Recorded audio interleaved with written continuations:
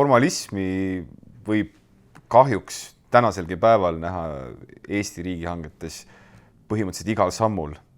Et väga, väga tublid on need hankijad, kes ei lähtu sellisest olematust põhimõttest nagu formaliseerituse põhimõte. Konkreetse elulise näitena ma võin praegu välja lausuda ühe mälestuse vaidlustuskomisjoni istungist, kus üks vaene hankija, õigupoolest siis selle vaese hankeosakonna jurist vaatas vaidlustuskomisjoni liikmele selliste armsate kitsesilmadega otsa ja ütles, et aga me lähtusime ju formaliseerituse põhimõttest, et me omast arust tegime kõik õigesti.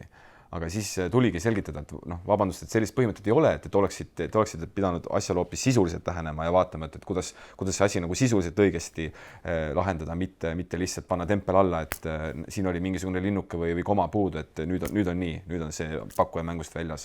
Et sellist asja kahjuks näeb ja formaliseeritus minu arust tingib ka selle, et hankijad pahatihti ise teevad oma elu keerulisemaks, et ei saada aru, et tegelikult seadus võimaldab päris head paindlikkust teatud menetlusliikide puhul, et olen minagi näinud mitmeid ja mitmeid kordi, kuidas selliseid menetlusliike, mis on iseenesest mõeldud olema väga paindlikud, väheste reeglitega, näiteks nagu lihthankemenetlus, viiakse läbi hoopis ja oluliselt keerulisemad kui näiteks kõige rangemat ja rohkem reguleeritud hankemenetlust, avatud hankemenetlust. Et need asjad on vahepeal kuidagi äraspidiselt lahendatud ja see muserdab.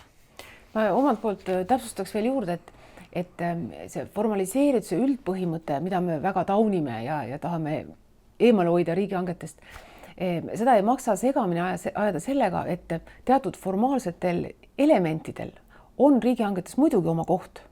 Loomulikult on, aga ainult seni kaua, kuni nad täidavad riigihanke tegelikke eesmärke. Ehk siis suurendada konkurentsi, kasutada konkurentsi paremini ära, tagada läbipaistvus, kohelda isikuid võrdselt. Kõigil nendel eesmärkidel muidugi teatud formaalsetel elementidel oma roll on, aga need ei ole eesmärgid iseenesest.